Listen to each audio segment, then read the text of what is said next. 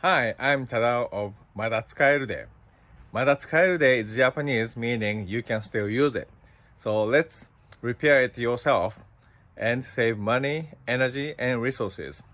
Today I'm gonna show you how to replace cabin air filter of 2009 Nissan Versa. Okay, so this is 2009 Nissan Versa. So cabin air filter is actually here, and you can actually pull this, but it actually hit the glove box, so you have to take this glove box, and there are 8 screws.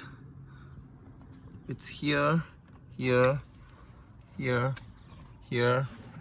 If you open it, it's no, this one, this one, this one, this one. So take these 8 screws and pop the glove box out.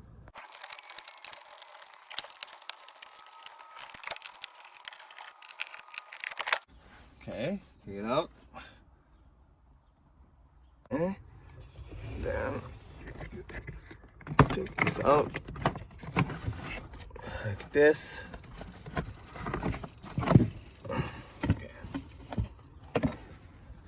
There we go.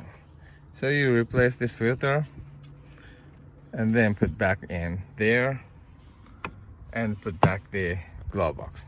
That's it. It's easy fix or easy maintenance. Thank you.